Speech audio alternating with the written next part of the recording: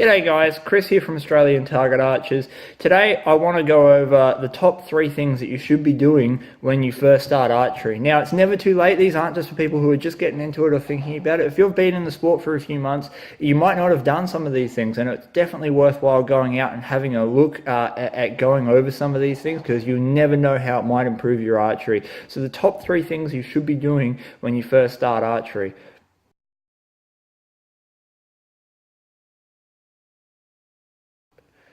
The first thing that we want to do when we start archery, or my biggest suggestion, is to go and join a club, because clubs are this world of information. It doesn't matter what kind of club that you choose to join. You might be into bow hunting, so you go and join a 3D AAA club.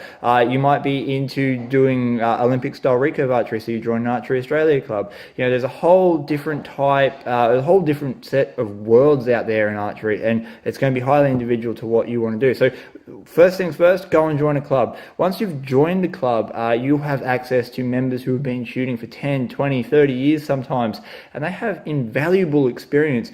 It's all good and well to read something online. You might be able to read what kind of poundage you should be drawing, but to have someone show you do that experience you can't read online. You won't get that same quality in-depth knowledge as you will with someone showing you through it. If I said to a new beginner archer, you should be using a 400 spine arrow because you're shooting a 28-inch draw at 57 pounds and you need a 125 grain tip, most of them will give me an ogle look.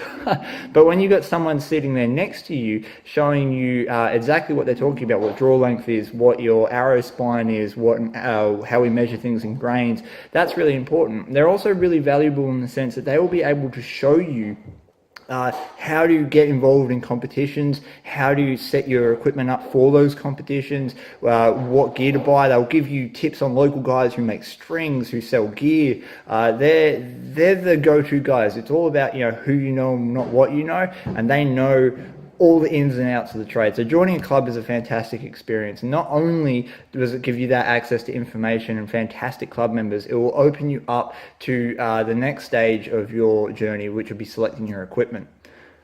So step 2 will be getting set up right with your equipment. It's very common for new archers to go out and buy equipment just purely based on money, which is fine. I mean, we've all got budgets to work to and we've got to stick to them. But the members at clubs will be able to point you in the direction of possibly really good second-hand gear that will help you get a bit of a leg up. We see a lot of people coming in and buying, for lack of a better word, eBay bows. Now, there isn't necessarily too much wrong with an eBay bow. We're doing an article on this for issue 2, where we actually do an equipment review on eBay bows, but they're not really designed for beginners, believe it or not. The price is right for beginners, but they're not exactly designed for it. They're a little bit more complicated than you would first think. And what we're saying is get your appropriate equipment, go and talk to the guys at your club, talk to people on online forums, and really take heed to their advice, because these guys that have done it, they might have been there before, having purchased a really cheap bow, or have bad experiences with certain bows, what the ins and outs of what to look for.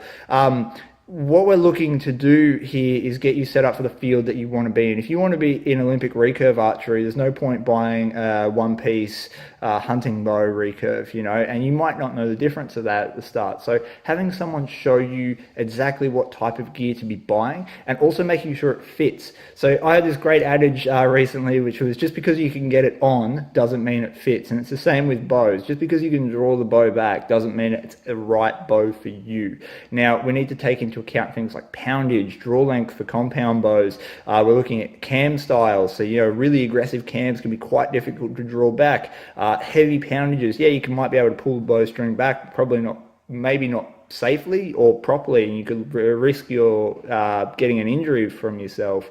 What we're looking for is new archers to get the right information, so when they buy equipment, they buy a bow that fits them within their budget price range. There's going to be a lot of conjecture online about which bow brands are the best. The best bow for you is the one that fits you properly. And that's as easy as it gets. So you need to learn all about the right equipment selection, and that comes from talking to people at clubs in real life, not necessarily online. Online's all right, but a real person in real life.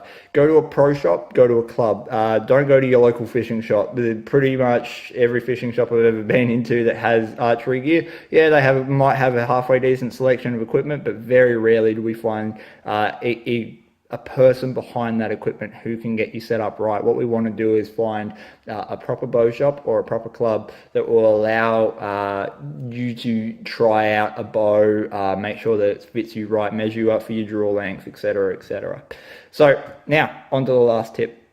The last tip is celebrate your achievements. Everyone starts in the same boat. You know, there's no archer that starts out there shooting perfect scores straight off the bat. We all start at the same point, which is learning what to do. And it might be months and months and months before you feel proficient. And I encourage you to celebrate those milestones. That's what keeps you going in archery. You know, it might be the first time you shoot all 3 in the gold. It might be all 9s, but you might shoot all 3 in the gold. And that is a huge achievement. Your groups might be getting tighter. You might be shooting further distances. You might have entered your first comp. It doesn't matter if you've come stone cold last. If you've entered your first comp, you've taken a huge step to becoming a proficient archer in Australia, and we want that to be celebrated at Australian Target Archers. We want you to celebrate your achievements because you are the future of our sport. If you're just starting in archery, I can't encourage you enough. Get online, show us your equipment, show us your achievements, talk about all the different stuff you want to do with club members, enter comps, send us articles, send other magazines articles. You might be a bow hunter. You know, most bow hunters spend 99% of their time on a practice range shooting before they go out and actually hunt. And that's what we want to see. We want to see you guys practicing. Show us what you can do. I hope these tips have been helpful for you guys, and I really, really want to hear from you. So if you guys have any articles, achievements, anything like that, send us through anything you've got. All right, guys, thanks for watching, and enjoy the rest of your day. Catch you later.